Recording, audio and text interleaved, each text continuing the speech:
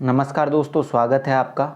आज हम संविधान सभा को विस्तार पूर्वक अध्ययन करने वाले हैं। इससे पहले हम संविधान के संदर्भ में कुछ विशेष शब्दावलियां पढ़ चुके हैं, जैसे संविधान का अर्थ, राज्य व्यवस्था, संविधानवाद। इसी के साथ साथ और भी 2-3 छोटी मोटी शब्दावलियां थी जो हमारे एग्ज़ाम के पॉइंट ऑफ व्यू से बहुत ज़्यादा महत्वपूर्ण थी। वो हम आज पढ़ चुके थे, मतलब कल ही पढ़ चुके थे। आज हम एक सिलेबस के लिए हम एक अलग से वीडियो बना देंगे, जिसमें पॉलिटी के जितने भी प्री और मेंस का सिलेबस है वो पूरा विस्तार पूर्वक समझा देंगे। फिर उसके बाद आज हम सबसे पहले संविधान सभा के बारे में विस्तार पूर्वक अध्ययन करते हैं। और संविधान सभा के अध्ययन में सबसे पहले हमें एक चीज़ जानना ज़रूरी है कि संविधान सभा जो हमारी है उसका वास्तविक अर्थ क्या है। कि संविधान सभा का अर्थ की बात की जाए तो अर्थ क्या है संविधान सभा का। तो देखिए दोस्तों, पहले मैं आपको बता दूं कि आज हम संविधान सभा के अंदर कुछ महत्वपूर्ण प्रावधानों को पढ़ने वाले हैं। जैसे कि हमारा, एक सेकंड दोस्तों, थोड़ा सा समय लग रहा है।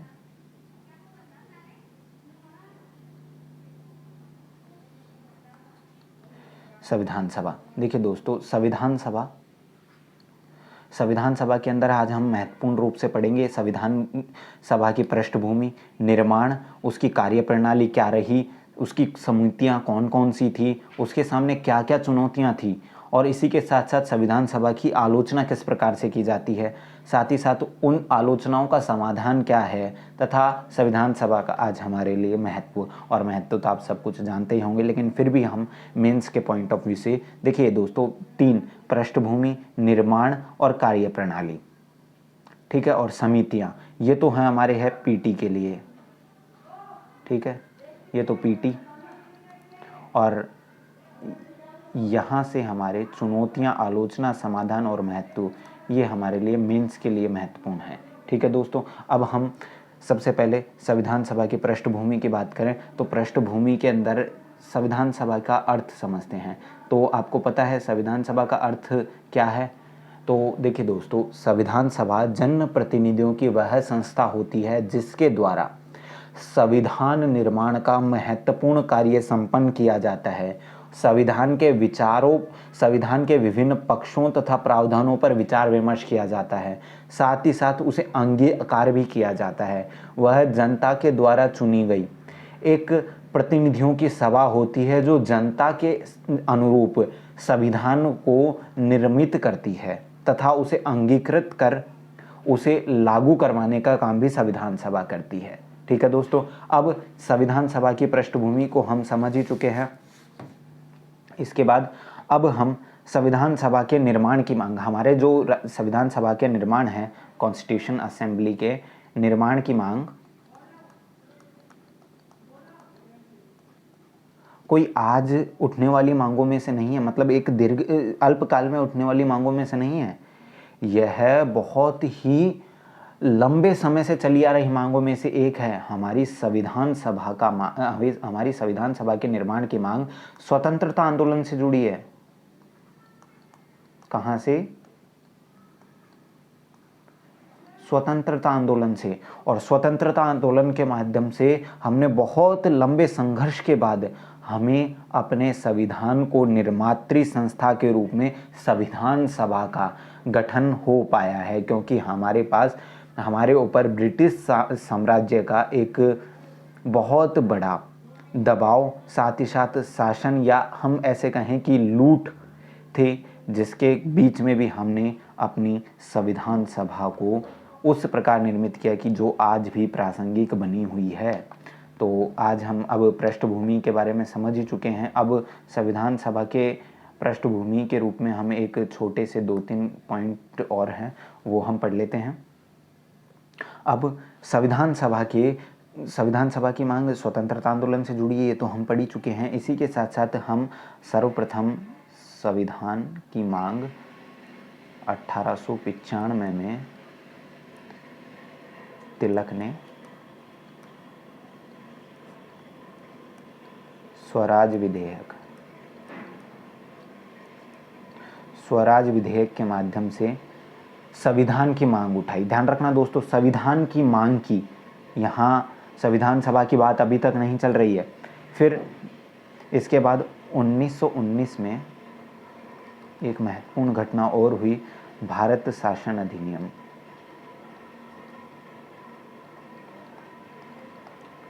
भारत शासन अधिनियम, भारत शासन अधिनियम में कह दिया कि भारत के लिए संविधान का निर्माण ब्रिटिश संसद द्वारा किया जाएगा।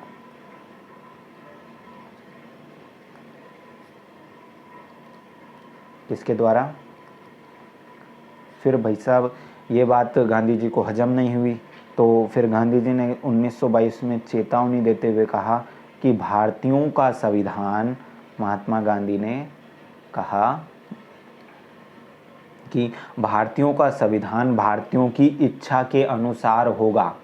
ठीक है दोस्तों, कुल मिला के बात ये था कि महात्मा गांधी का कहना था कि भारतीयों का संविधान भारत की इच्छा के अनुरूप, मतलब भारतीयों द्वारा ही निर्मित होगा। फिर 1927 के अंदर एक महत्वपूर्ण घटना और होती है। 1927 के अंदर भारत सचिव बर्कनहेड,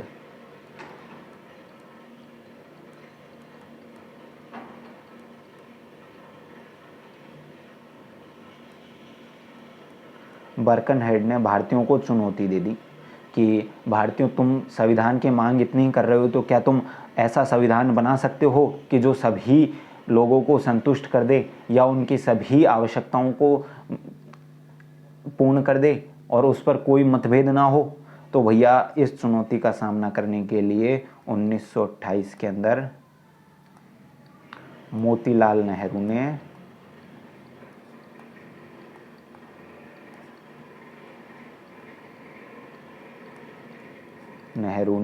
नेहरू रिपोर्ट के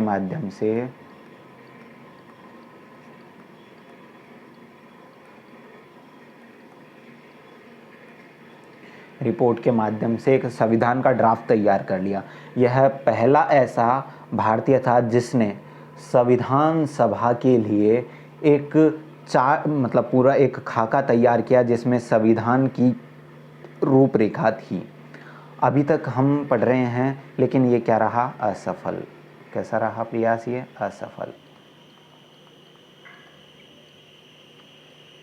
असफल रहा, इसका कोई सफल प्रयास नहीं रहा। फिर हम बात करें आगे, तो हम एक महत्वपूर्ण सेगमेंट्स के रूप में एक और बात कर सकते हैं कि अब सबसे महत्वपूर्ण बात यह है कि 1934 में एम.एन. रॉय ने, मानवेंद्र नाथ रॉय ने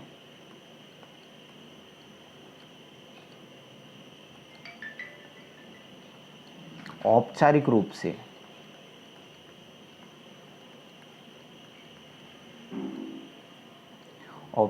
से संविधान सभा की मांग की, कॉन्स्टिट्यूशनल असेंबली की। किसकी मांग की? संविधान सभा की।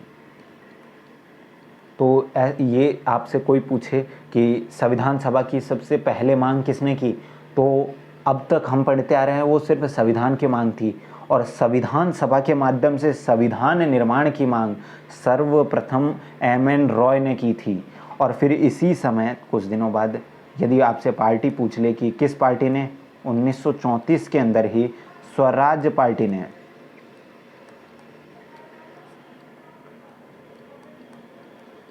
स्वराज पार्टी ने भी संविधान सभा की मांग की थी, संविधान सभा के माध्यम से संविधान निर्माण की। हालांकि 1934 में ही कांग्रेस की एक कार्यकारी समिति, कांग्रेस की कार्यकारी वर्किंग कमेटी ने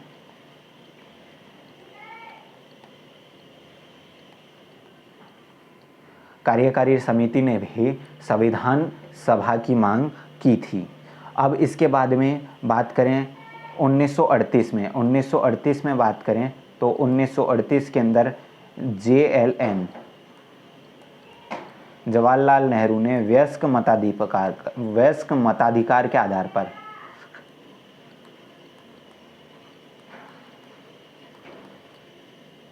वयस्क मताधिकार के आधार पर वयस्क, एक मिनट दोस्तों, थोड़ा कुछ क्या हैंग होने की वजह से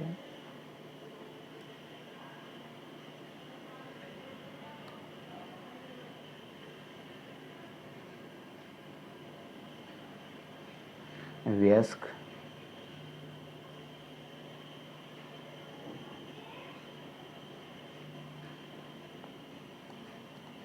वयस्क मताधिकार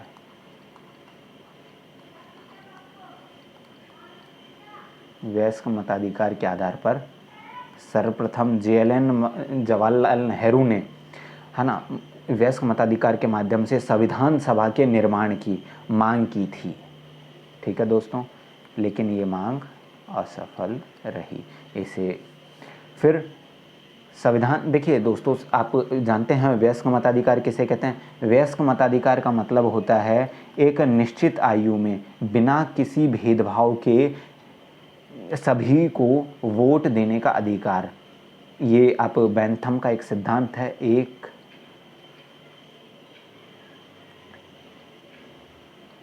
बेंथम का एक सिद्धांत है, एक मत एक वोट का सिद्धांत।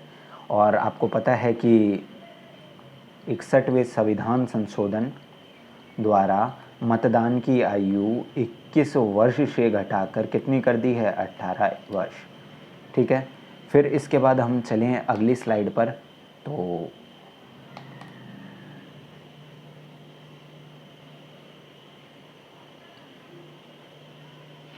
1940 के अंदर दोस्तों, हम एक 1940 के अंदर भी एक महत्वपूर्ण घटना हुई।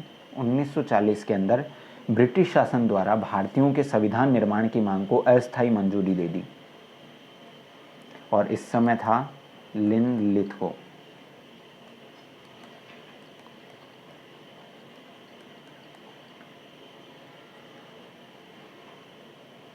लिनलिथगो द्वारा भारतीयों के संविधान निर्माण के मांग की अस्थायी मंजूरी। कैसी मंजूरी दे दी? अस्थायी, संविधान निर्माण की अस्थायी मंजूरी दे दी। फिर इसके बाद करें 1942 के अंदर, तो 1942 में क्रिप्स मिशन आया।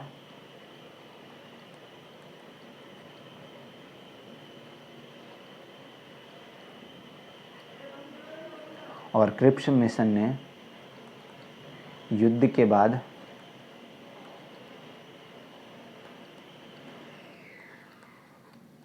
भारतीय जनता द्वारा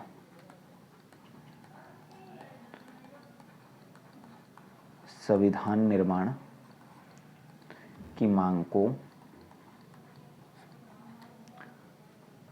मान लिया कि भाई भारतीय जनता द्वारा वयस्क मताधिकार के आधार पर भारतीय संविधान सभा का गठन किया जाएगा, जो संविधान का निर्माण करेगी। फिर इसके बाद आ जाता है हमारे पास कैबिनेट मिशन। कैबिनेट मिशन एक महत्वपूर्ण मिशनों में से एक है, जिसके तहत भारतीय संविधान की। फिर 1946 में हमारे पास आ जाता है कैबिनेट मिशन, और कैबिनेट मिशन योजना के तहत ही भारतीय संविधान का निर्माण हुआ है, कॉन्स्टिट्यूशन असेंबली का निर्माण हुआ है, और इसी ही के माध्यम से भारतीय संविधान को मूर्त रूप मिला है।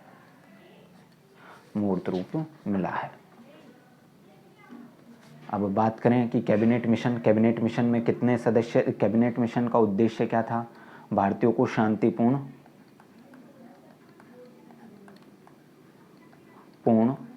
सत्ता हस्तांतरण करना, और दूसरा संविधान सभा का गठन।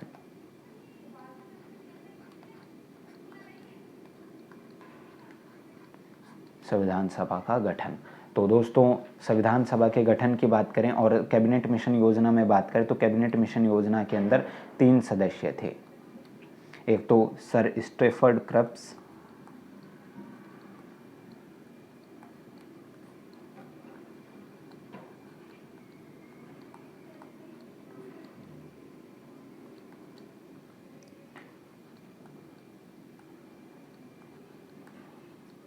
Pethick Lawrence,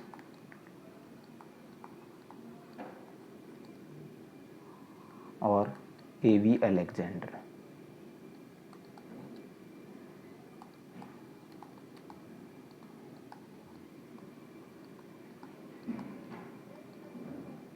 A.V. अलेक्जेंडर, इन्हें इसे कैबिनेट मिशन क्यों कहा गया है? क्योंकि ये सभी कैबिनेट स्तर के मंत्री थे।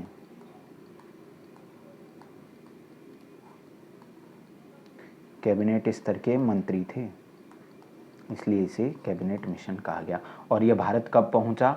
24 मार्च 1946। ठीक है।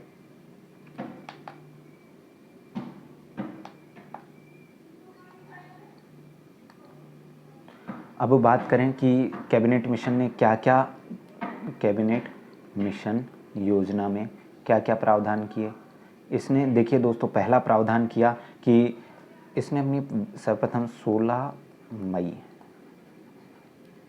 1946 को अपनी रिपोर्ट प्रकाशित की और उसमें बिंदु दिए कि भारतीय संविधान सभा में चुनाव भारतीय संविधान सभा का चुनाव अप्रत्यक्ष रूप से, कैसा होगा? अप्रत्यक्ष रूप से। और अप्रत्यक्ष रूप से कौन करेगा? प्रांतों की विधानसभा, प्रांतों की विधानसभा के सदस्य, सभा के सदस्य। ठीक है।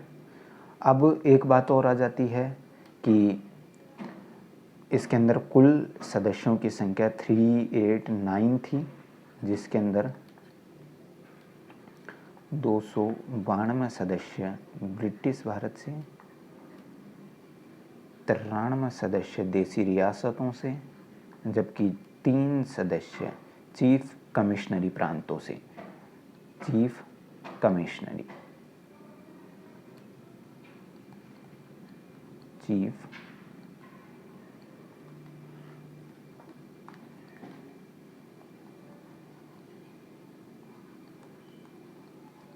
कमिश्नरी। और ये हैं देसी रियासतों से, देशी रियासतों से। और ये हैं हमारे पास ब्रिटिश भारत से, भारत से। ठीक है। अब दोस्तों, एक सबसे महत्वपूर्ण टॉपिक्स में एक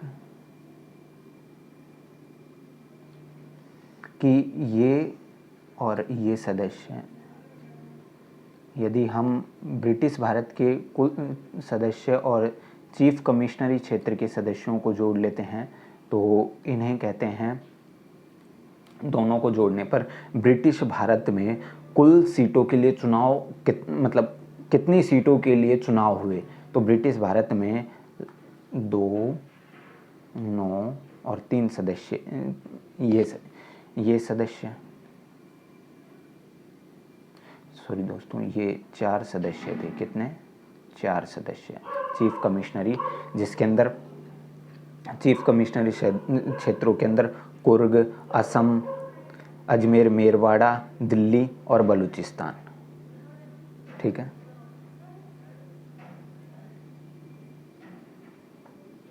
इसके बाद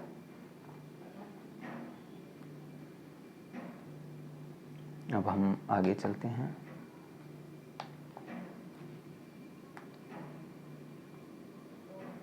चार चीफ कमिश्नरी क्षेत्र हो चुके हैं हमारे। और इसके बाद हमें ब्रिटिश भारत से कितने सदस्यों का?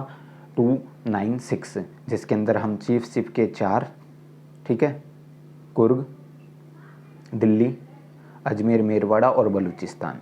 ठीक है। ये दोनों, ये चारों जो, ये 4 चीफ कमिश्नरी क्षेत्र, 196 सदस्य ब्रिटिश भारत से, जिसके अंदर 292, ठीक है, 292 सदस्य कहाँ से? ब्रिटिश प्रांतों से। और 93 सदस्य देसी रियासतें। अब 93 सदस्य थे ना ये देशी रियासतों से।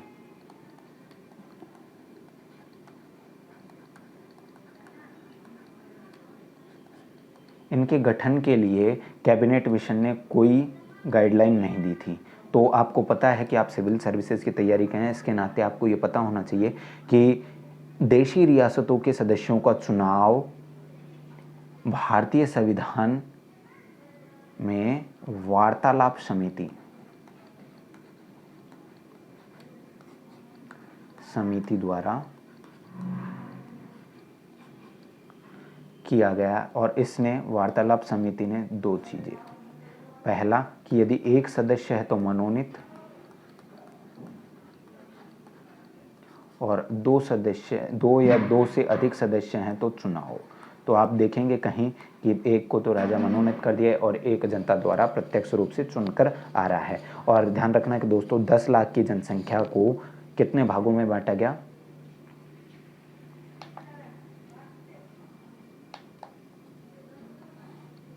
10 लाख की जनसंख्या का सीधा से सीधा चुनाव 10 लाख की जनसंख्या पर एक सदस्य का चुनाव किया गया। और इन एक सदस्यों का चुनाव आनुपातिक प्रतिनिधित्व की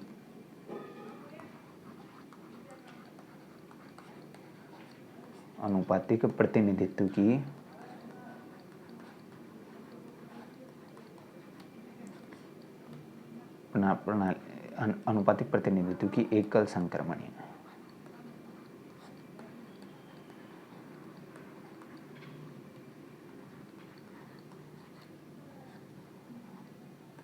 एकल संक्रमणीय मत प्रणाली से इनका चुनाव किया गया। हम एकल संक्रमणीय मत प्रणाली को आगे विस्तार पूर्वक पढ़ेंगे जब हम राष्ट्रपति का चुनाव लड़ेंगे, कि यदि हमारे पास 5 सदस्य हैं तो 5 सदस्य अपनी वरीयता क्रम पर वोट देंगे। कैसे देंगे? वरीयता क्रम पर।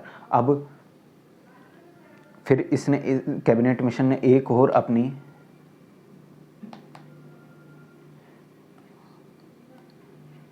कहा कि ये जो संविधान सभा में जो सदस्य चुने गए हैं उनसे अंतरिम सरकार का चयन होगा। अंतरिम सरकार का निर्माण किया जाएगा। और चुनाव किस प्रकार हो? अब भैया इसका चुनाव हुआ 1946 में, और 1946 में जब चुनाव आया तो कांग्रेस ने 208, मुस्लिम लीग ने 73 सीटें और अदर ने 15 सीटें। और अब कहाँ तो मुस्लिम लीग को लग रहा था कि वह कांग्रेस को अच्छी खासी टक्कर दी, और मुस्लिम लीग तो सिर्फ 73 सीटों पर ही सिमट गई। तो पहली ही संविधान सभा मतलब पहली बैठक का मुस्लिम लीग ने क्या किया? बहिष्कार। अब दोस्तों मैं आपको बोल देता हूं और आप अब 1 बाय 1 लिखना प्रारंभ कीजिएगा, कि जिससे आपका नोट्स मेकिंग आसानी से हो जाए। देखिए दोस्तों, संविधान निर्माण लिखिए। संविधान सभा की परिभाषा की बात करें तो संविधान सभा की परिभाषा के अंदर आप लिखिए सबसे पहले, संविधान सभा वह प्रतिनिधियों की सभा होती है जिसके माध्यम से संविधान निर्माण का महत्वपूर्ण कार्य किया जाता है, तथा यह संविधान के विभिन्न पक्षों पर विचार विमर्श करती है। विचार विमर्श के साथ साथ ही उसे उनके विभिन्न पक्षों को अंगीकार भी करती है। ठीक है। फिर इसके बाद हमारे पास आ जाता है संविधान सभा की, फिर दूसरी स्लाइड। अब पहला पॉइंट लिखिए कि 1895 में तिलक ने स्वराज विधेयक के माध्यम से संविधान की मांग की। फिर 1919 में भारत शासन अधिनियम में कहा गया कि भारतीयों का संविधान ब्रिटिश संसद द्वारा निर्मित किया जाएगा, परंतु 1922 में मोहनदास करमचंद गांधी ने कहा कि भारतीयों का संविधान भारतीयों की इच्छा के अनुसार ही निर्मित होगा, वह किसी भी विदेशी सत्ता द्वारा प्रतिस्थापित या निर्मित संविधान को स्वीकार नहीं करेंगे। फिर 1927 में भारत सचिव बर्कनहेड ने चुनौती दी, और चुनौती देने के बाद कहा कि भारतीयों, यदि तुम्हें ऐसा ही लगता है कि तुम संविधान बना सकते हो तो हमें कोई एक ऐसा संविधान का प्रारूप दीजिए जिससे आपके सभी के पक्ष या सभी आप सहमत हों तो ऐसा सर्वप्रथम प्रयास संविधान निर्माण का प्रयास 1928 में मोतीलाल नेहरू ने नेहरू रिपोर्ट के माध्यम से किया गया, परंतु यह असफल रहा, परंतु संविधान निर्माण का एक प्रथम प्रयास कहा जा सकता है। फिर 1934 में एम.एन. रॉय ने सर्वप्रथम औपचारिक रूप से संविधान सभा के माध्यम से संविधान निर्माण की मांग की। ध्यान रखना दोस्तों, किसके माध्यम से? संविधान सभा के माध्यम से। फिर इसके बाद स्वराज पार्टी 1934 में, यदि आपसे पूछे पीटी के अंदर कि सर्वप्रथम किस पार्टी ने संविधान सभा के माध्यम से संविधान निर्माण की मांग की, वो थी स्वराज पार्टी 1934 में। हालांकि इसके बाद कांग्रेस ने भी 1934 में ही मांग की, परंतु पूरी कांग्रेस द्वारा नहीं, सिर्फ और सिर्फ कांग्रेस की कार्यकारी समिति द्वारा। फिर इसके बाद 1938 में जवाहरलाल नेहरू ने वयस्क मताधिकार के आधार पर संविधान सभा के निर्माण की मांग की, परंतु यह मांग को माना नहीं गया। और आपको पता है वयस्क मताधिकार किसे कहते हैं कि एक निश्चित आयु में सभी को वोट देने का अधिकार।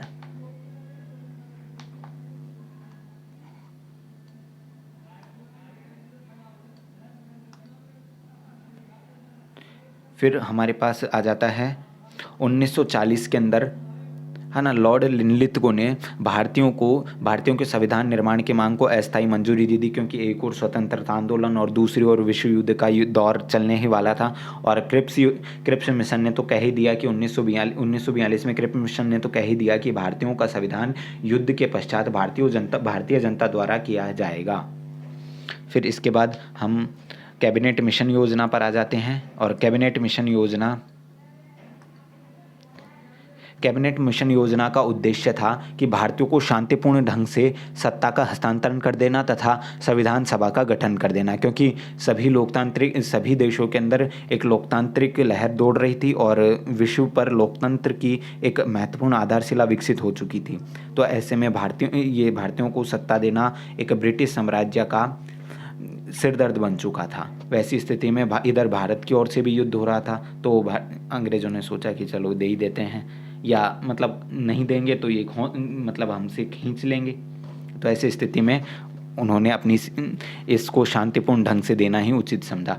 कैबिनेट मिशन ने कॉन्स्टिट्यूशन असेंबली को मूर्त रूप देने का काम किया। और ये जो अपना कैबिनेट मिशन योजना थी, इसके अंदर 3 सदस्य थे, स्टीफन क्रिप्स, पैथिक लॉरेंस और ए.वी. अलेक्जेंडर। ये कैबिनेट स्तर के मंत्री थे, इस कारण इन्हें कैबिनेट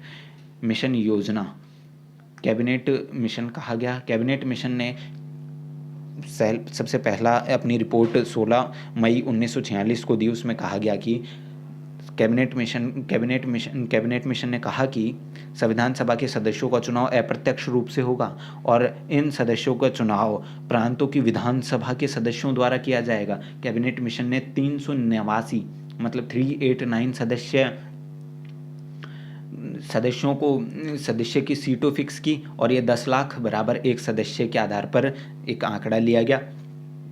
ब्रिटिश भारत से या ब्रिटिश प्रांतों से 292 सदस्य, देसी रियासतों से 93 सदस्य, जबकि चीफ कमिश्नरी क्षेत्रों से 4 सदस्यों का चुनाव किया गया।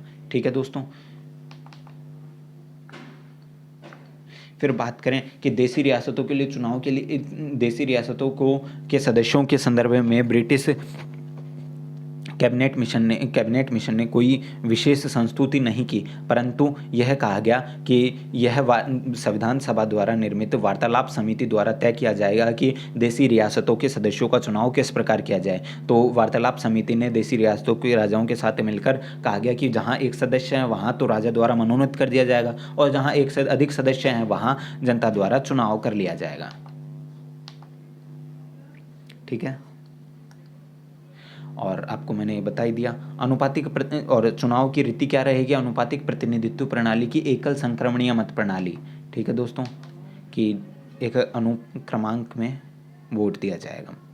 अब कैबिनेट मिशन ने कहा कि फिर कि जो संविधान सभा है वही अंतरिम सरकार के रूप में कार्य करेगी जब तक कि संविधान सभा का चुनाव मतलब नया चुनाव ना हो जाए या नई सरकार ना गठित हो जाए। तो 1946 के अंदर चुनाव संपन्न हुए। चुनाव संपन्न होने पर कांग्रेस संविधान सभा के चुनाव संपन्न हुए और चुनाव के अंदर कांग्रेस ने 208 सदस्यों की 208 सदस्य जीते, जबकि मुस्लिम लीग 73 सीटों पर ही सिमट गई और अन्य 15 सीटों पर। और जब सीटें कम आ जाती है तो आप जानते हैं कि बहिष्कार तो होता ही है हार जाने पर। तो मुस्लिम लीग ने भी वैसा ही किया। पहली बैठक का संविधान सभा ने पुरजोर विरोध किया। अब हम इसके बाद संविधान सभा का लगभग जो कैबिनेट मिशन योजना थी वहाँ तक हम पहुँच चुके हैं। अब इसके बाद हम संविधान सभा की कार्यप्रणाली पढ़ेंगे, जिसके अंदर 12 अधिवेशनों के माध्यम से संविधान सभा ने 167 बैठकों में अपना कार्य पूर्ण किया। प्रथम बैठक 9 दिसंबर 1946 को। 9 दिसंबर 1946 से होने के बाद हम प्रथम 5 बैठकों को पढ़ेंगे, क्योंकि वो ज़्यादा महत्वपूर्ण है। तो हम आगे अब देखते हैं कि या हम अगली नेक्स्ट वीडियो में उन दोनों को विस्तार पूर्वक पढ़ लेंगे।